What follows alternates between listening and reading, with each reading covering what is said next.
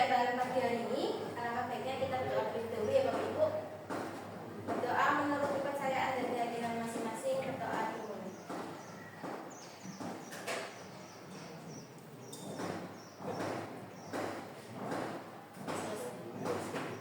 Semoga acara hari ini bisa berjalan dengan lancar dan bisa memberikan kebermanfaatan bagi kita semua. Jadi langsung saja saya sampaikan kepada Bu Ismi untuk menyampaikan materi pada diseminasi budaya positif hari ini. Lalu Bu Ismi, waktu dan tempat saya silakan. Terima kasih Bu Adina. Assalamualaikum warahmatullahi wabarakatuh. Waalaikumsalam warahmatullahi wabarakatuh. Masih semangat Bapak Ibu? Semangat. Salam guru penggerak. Apa? Slogan salam guru penggerak sudah pada tahu? Belum tergerak, bergerak dan menggerakkan. Ya kita mulai.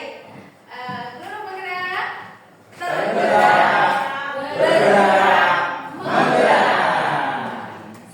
Ya, pada kesempatan pagi hari ini saya akan menyampaikan sedikit ilmu atau informasi tentang diseminasi budaya positif, ya.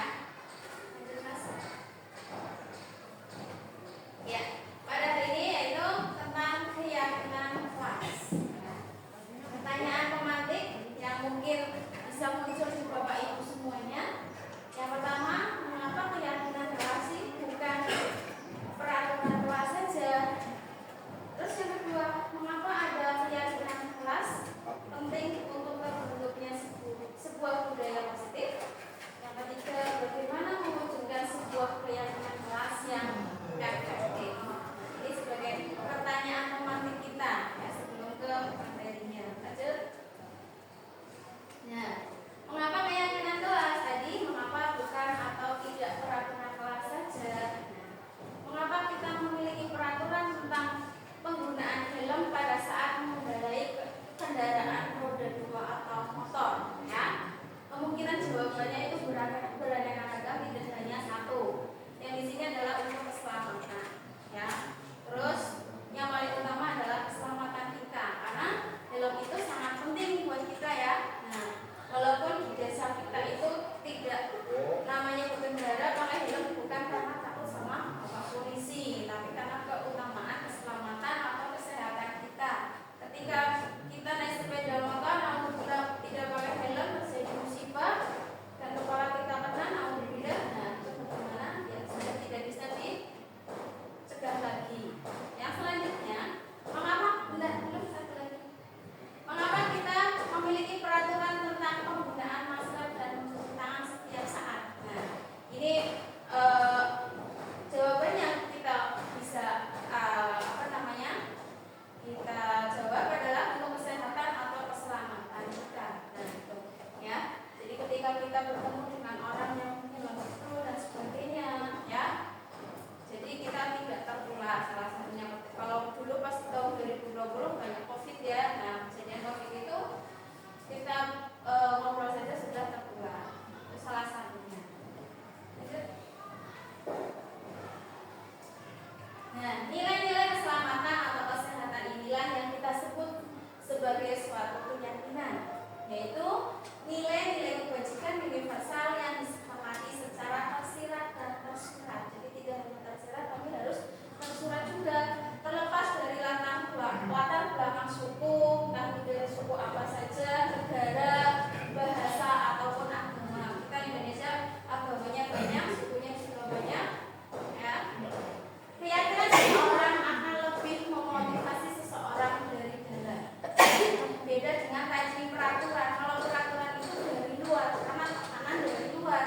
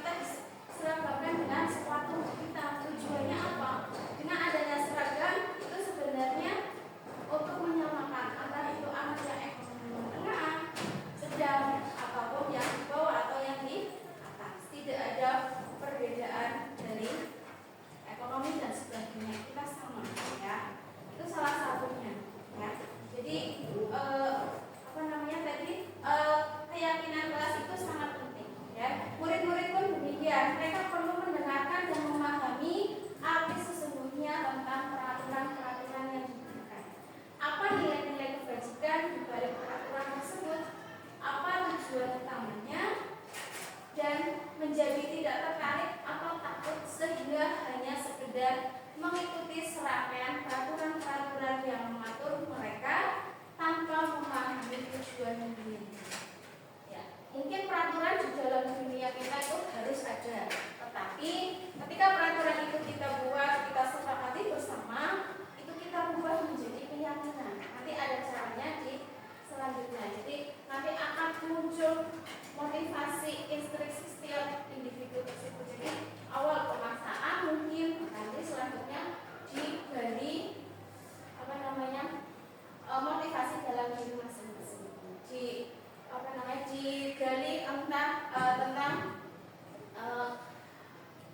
jadi dia sadar sendiri. Oh, ini saya penting melakukan ini. Tadi misalnya pakai helm. Ini untuk keselamatan saya, bukan hanya karena takut ditilang dan sebagainya.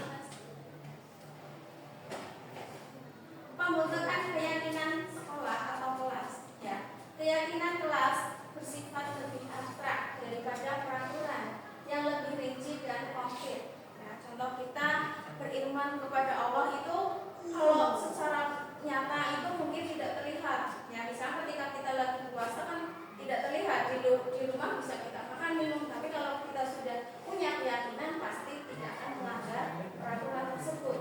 Itu contoh di dalam agama. Keyakinan kelas berupa pernyataan-pernyataan universal. Pernyataan keyakinan kelas senantiasa dibuat dalam bentuk positif, tidak boleh bentuk kalimat negatif. Contoh tidak masuk kelas, tidak boleh datang terlambat. Itu salah satunya kalimat negatif. Jadi tidak menggunakan kalimat negatif, harus menggunakan positif. Contohnya masuk tepat waktu. Keyakinan kelas hendaknya tidak terlalu banyak sehingga mudah diingat dan dipahami oleh semua warga kelas. Satu kelas itu misalkan ada 36 siswa, jadi semuanya bisa memahami. Ada yang misalkan dari EQ yang sedang, rendah atau yang tinggi, itu semuanya bisa memahami. Keyakinan kelas sebaiknya sesuatu yang dapat diterapkan di lingkungan tersebut. Intinya yang mudah anak itu diterapkan dan bermanfaat untuk pembelajaran di kelas kita nanti. Semua warga kelas hendaknya ikut berkontribusi dalam pembuatan keyakinan kelas lewat kegiatan curah pendapat. Jadi setiap siswa usahakan semuanya dikasih kertas ya, kecil ya. Nah itu nanti dikasih kamu ingin keyakinannya apa. Nanti kita gabungkan dengan satu. Bersedia meninjau kembali keyakinan kelas dari waktu ke waktu. Misalkan semester 1 keyakinan kelasnya seperti ini, kita koreksi nanti semester 2 atau mungkin tahun ajaran selanjutnya kita koreksi. Oh ini kurang tepat, oh ini kurang bagus, ini kurang bermanfaat. Selalu ada koreksi dari waktu ke waktu. Tugas mandiri. Nah di sini misalkan ya, lihatlah tabel di bawah ini dan tuliskan nilai kebajikan yang dituju dari peraturan yang tercantum di kolom sisi kiri. Masih ingat bahwa nilai-nilai kebajikan universal merupakan nilai-nilai lintas budaya, bahasa, suku bangsa maupun agama. Nah ini yang namanya nilai-nilai kebajikan. Ini ada keadilan, kehormatan, peduli, integritas, kejujuran, pelayanan, keamanan, kesabaran, tanggung jawab, mandiri, berprinsip, keselamatan, kesehatan, dan masih banyak yang lain-lainnya. Peraturan-peraturan yang tercantum di sisi kiri tidak terbatas pada peraturan yang dipenuhi di kelas atau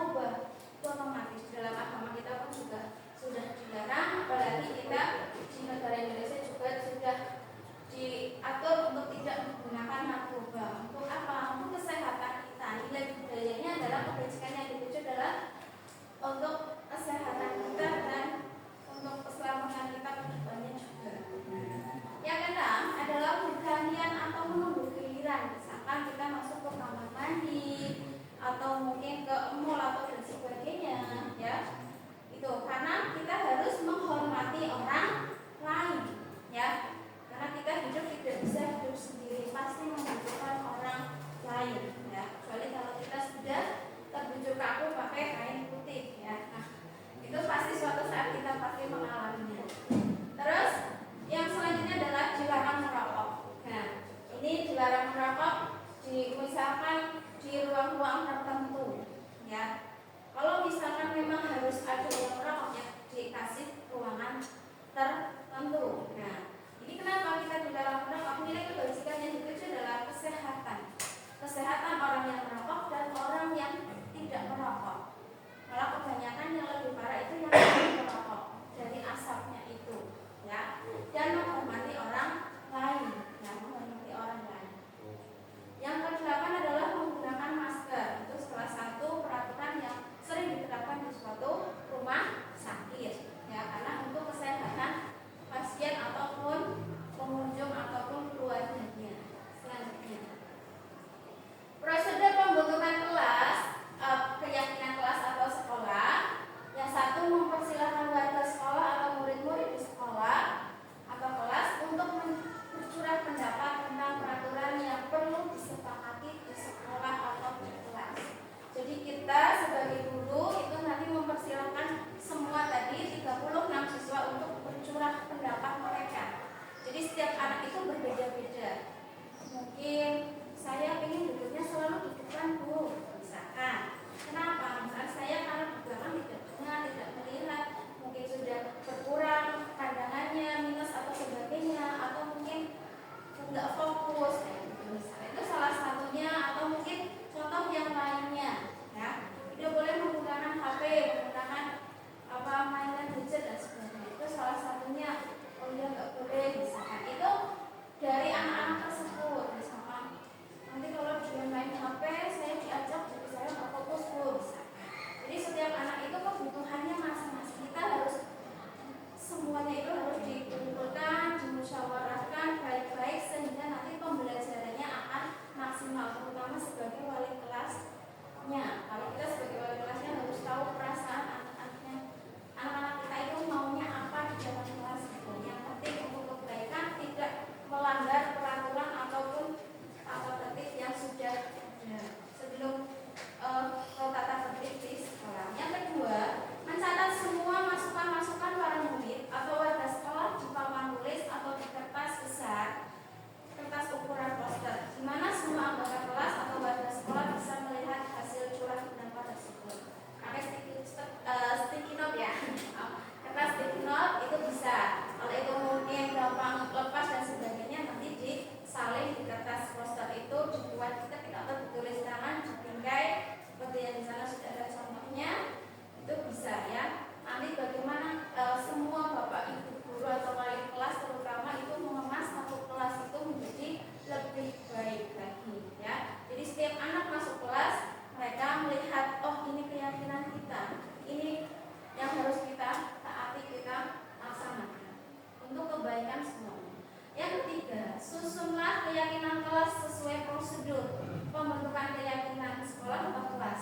Gantilah kalimat-kalimat dalam bentuk negatif menjadi positif. Contoh yang tadi kalimat negatif, jangan berlari di kelas atau koridor. Nah, kalimat positifnya, berjalan di kelas atau di koridor, ya. Berjalanlah di kelas atau di koridor. Jadi intinya kalau kita sudah kerjasama dengan DHSU atau, ya, sekolah PK, maka kita sudah ada peraturan atau keyakinan kita masing-masing adalah berjalan di jalur hijau, ya, Pak Wanda, ya. Ya. Jadi kita sudah ada salah satunya itu.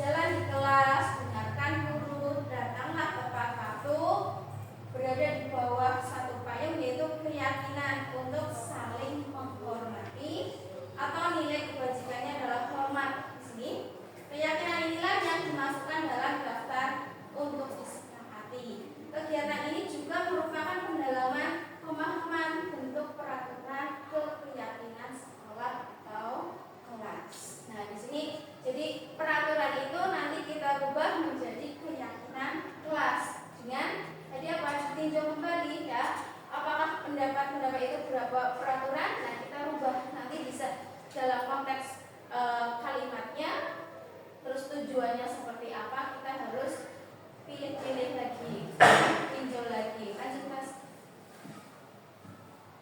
Yang kelima, tinjau ulang lagi keyakinan sekolah atau kelas secara bersama-sama. Dari 36 siswa tadi bersama wali kelas, kita tinjau semuanya. Yang seharusnya setelah beberapa peraturan telah disatukan menjadi beberapa keyakinan, maka jumlah butir pernyataan keyakinan akan berkurang. Nah, misalnya ada 5 siswa, itu ada menulis yang intinya sama, intinya disiplin. Tidak boleh datang terlambat, tidak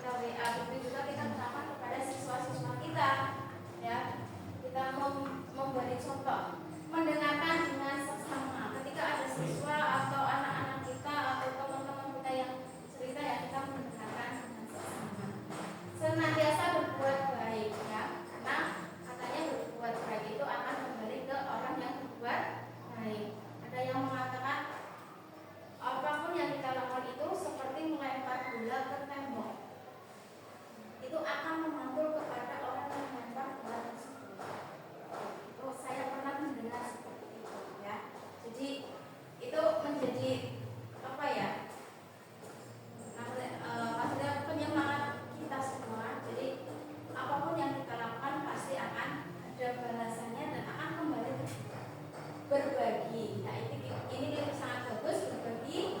Kemarin SMK juga sudah berbagi banyak lagi ya, tingkat SMK. Nah, kita juga berbagi kepada siswa baik ilmu maupun akademiknya ya. Kepribadian yang baik kita bagi untuk siswa semuanya. Karena kita sebagai guru ya harus lebih baik ya, karena katanya ucapan banyak itu kurang berefek atau kurang mengena ke siswa ketimbang satu contoh dari kita. Contoh yang baik akan lebih bermakna daripada 1000 kata dari kita. Gitu. Berperilaku. Nah, berperilaku di sini berarti ketindakan kita. Kalau tadi terlihat dari mata, terdengar dari telinga, nah ini berperilaku berarti dari tubuh kita, fisik kita. Dan perempuan bukan, karena mereka suka dengan sikap kepada mereka. Tadi yang terakhir ya, hal-hal yang positif. Nah, mereka itu sangat menjadikan kita menjadi orang tua mereka. Tidak hanya teman, kita jadi orang tua mereka. Mereka teman sebaya sangatlah penting. Kita sebagai teman, mereka juga karena usia SMA, SMK itu kan usia remaja yang sangat butuh arahan untuk kehidupan kita semua. Mereka juga biasanya suka bekerja dalam kelompok. Nah, karena dari SMK ini nanti mereka bekerja ataupun kuliah ataupun nanti melanjutkan perguruan tinggi, mereka akan ketemu komunitas yang baru sehingga mereka juga harus menyesuaikan dengan kelompoknya, harus bisa berinteraksi dengan kelompok tersebut sehingga mereka bisa melanjutkan hidup mereka dengan baik. Yang selanjutnya adalah penguasaan atau kebutuhan kemampuan atas kemampuan tadi. Setiap siswa mempunyai keahlian masing-masing. Ada 5 anak, maka dia punya keahlian masing-masing. Ada yang di akademiknya biasa, ketika di voli atau mungkin di seni tani dia luar biasa. Nah, jadi ke setiap anak itu kebutuhan atau kemampuannya juga masing-masing. Kebutuhan ini berhubungan dengan kekuatan untuk mencapai sesuatu, menjadi kompeten, menjadi terampil, diakui atas prestasi dan keterampilan kita, didengarkan dan memiliki rasa harga diri. Ketika dia sudah bisa mengoptimalkan apa yang dia mampu, maka dia akan merasa punya harga diri, punya kemampuan, punya percaya diri. Kebutuhan ini meliputi keinginan untuk dianggap berharga. Kita berharga nggak bagi anak-anak kita? Begitu juga anak-anak berharga nggak buat teman-temannya. Nah, itu bisa kita refleksi lagi apa yang kita sudah lakukan kemarin-kemarin untuk anak-anak kita. Bisa membuat perbedaan.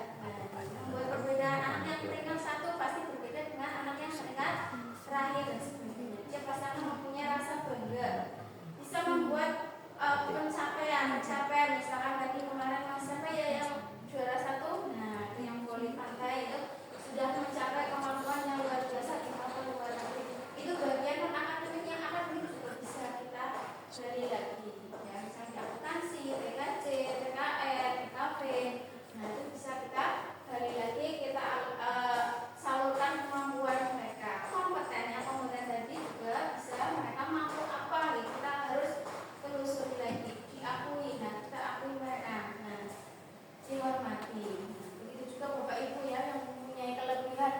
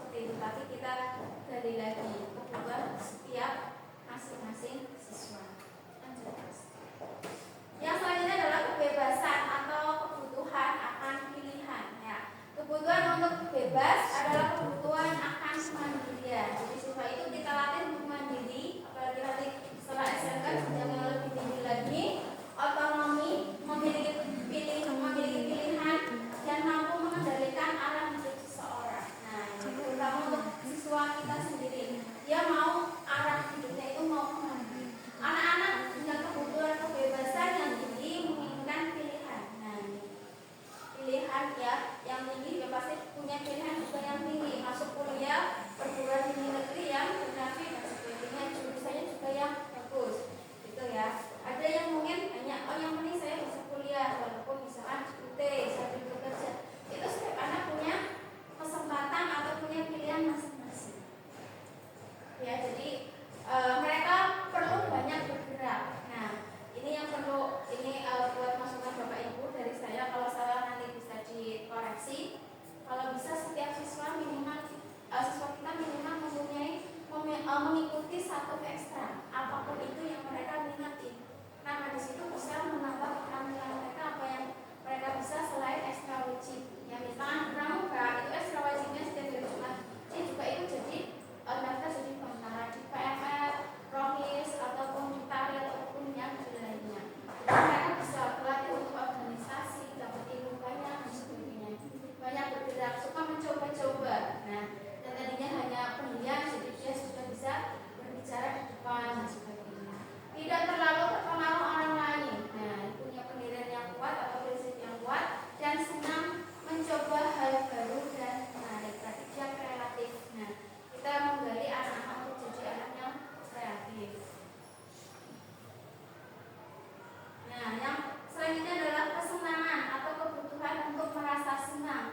Kebutuhan akan kesenangan adalah kebutuhan untuk mencari kesenangan, bermain dan tertawa. Ya.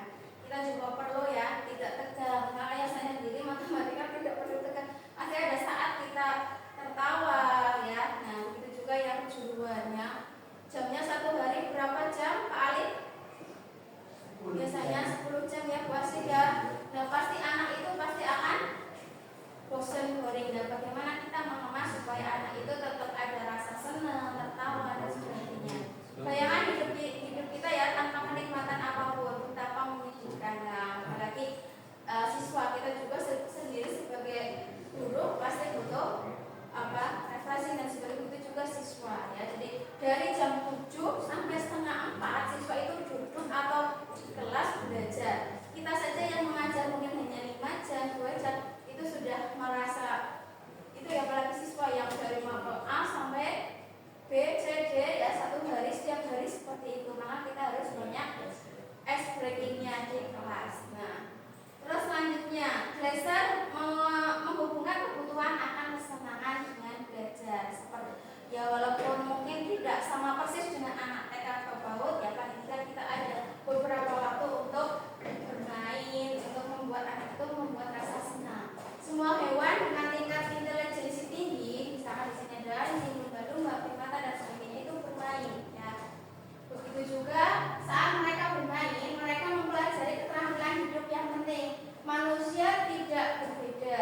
Nah, jadi pasti ada rasa ya yang sama. Anak-anak dengan kebutuhan dasar kesenangan yang tinggi biasanya ingin menikmati apa yang mereka lakukan. Mereka juga bisa berkonsentrasi tinggi saat mengerjakan hal yang disenangi. Ya itu contoh kayak matematika, misalnya itu pelajaran yang sering tidak disukai anak-anak. Makanya anak saya sendiri bukan masalah saya Pak Ari atau Bunda yang mengajar, tapi kamu sukai dulu sama materinya dulu misalkan.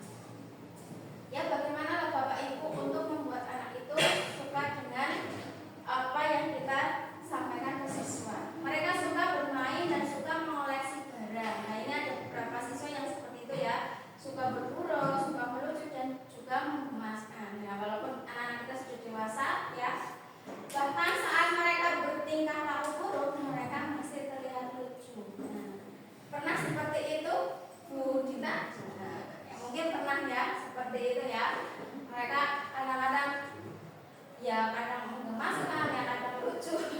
Ada-ada saja, apalagi kalau pas praktek ya mau fauzi misalkan. Nah, contohnya di sini ya, saya kasih contoh beberapa perilaku siswa menyebarkan gosip tentang teman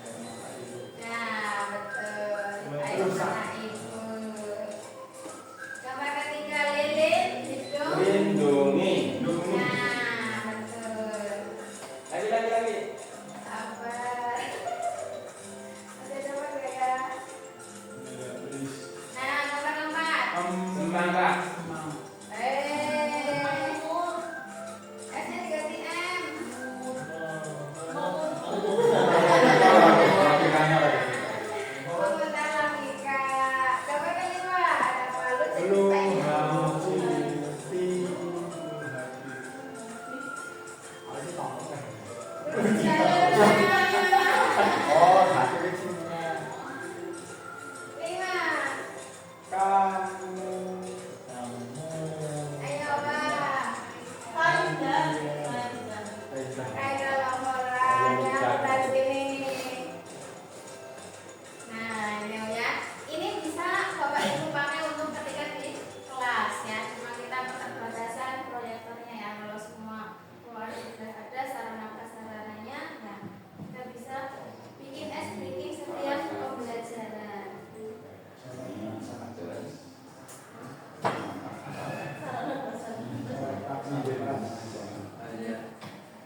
Ya, itu penyampaian materi dari saya. Terima kasih. Dan sesi selanjutnya monggo ada yang bertanya, Bapak Ibu. Ya, monggo, Bu Erin mau menyampaikan. Terima kasih pada Bu Ismi yang telah menyampaikan materi pada pagi hari ini ya. Luar biasa sekali ya Bapak Ibu materinya. Ya, untuk sesi selanjutnya itu diskusi, monggo Bapak Ibu barangkali ada yang perlu dikonfirmasi atau ditanyakan. Pak Juni, monggo Pak Wanda, monggo Pak Wanda ada yang mau bertanya ya, monggo bertanya boleh diskusi. Ya, terkait tadi materi saya ingin kasih tentang diskusi yang sudah disampaikan ya oleh Bu Ismi. Ini tadi ada tentang keyakinan kelas ya. Jadi bagaimana bukanlah tentang peraturan tapi adalah keyakinan yang dibikin oleh anak sendiri dan dijalankan oleh anak sendiri dengan keyakinan itu sehingga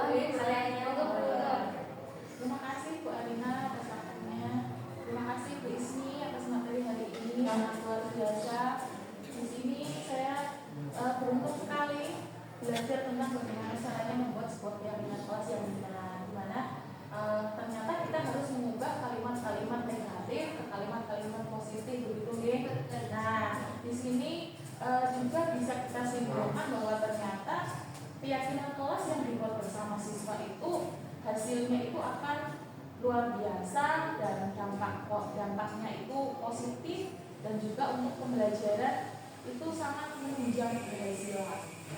Itu dari saya, Bu Ismi, Bu Alina, terima kasih. Ya, terima kasih dulu atas referensinya. Ya. Ya, jadi monggo ada lagi. Mungkin ada yang mau Bapak-bapak sampaikan lagi. Bu Asri atau Bu Tita? Oh iya, Bu Asri. Bu Asri monggo. Waktunya Mbak Nia dan Bu Ismi. Terima kasih juga Bu Ismi tadi sudah menyampaikan dan berbagi ilmu yang sangat luar biasa nih terkait dengan keyakinan kelas, kemudian terkait dengan kebutuhan dasar manusia. Jadi dari tadi yang disampaikan Bu Ismi, dari saya jadi tahu nih ternyata seperti itu nih proses untuk pembuatan keyakinan kelas dan kelas. Kemudian juga ketika kita menghadapi siswa, oh, ternyata kita juga harus mengingat bahwa siswa kita itu punya kebutuhan dasar yang mana harus kita teliti terlebih dahulu. Jika mereka membuat kesalahan, kita harus ingat bahwa mereka juga punya kebutuhan dasar yang mungkin mereka perlu penuhi di sekolah ini, dan mungkin yang lingkungannya masih kurang, mungkin tentang kasih sayang yang mungkin di sini mereka mencari perhatian seperti itu. Jadi memang ketika kita melihat anak kita yang melanggar, kita tidak harus langsung menjadi hukuman atau memberikan konsekuensi, tapi mungkin kita perlu ngobrol dulu sama dia untuk ya kita nantinya tahu oh, ternyata anak ini memang ternyata ada masalah sehingga anak ini melanggar aturan. Jadi sangat luar biasa ya. Terima kasih Bu Asri atas refleksinya, bagus sekali ya apa yang dilakukan oleh Bu Asri. Dan juga dari teman-teman semua di sini juga. Mungkin untuk sesi kali ini saya cukupkan di Bapak Ibu. Pada kesempatan kali ini diseminasi budaya positif yang dilakukan oleh Bu Ismi semoga bisa menjadi pemahaman baru bagi Bapak Ibu semua. Mungkin kalau yang sudah punya materi atau sudah tahu sebelumnya, mungkin ini dijadikan sebagai penguatan bagi Bapak Ibu semua. Dan terima kasih atas kehadirannya. Mohon maaf kalau selama dari proses memandu acara ini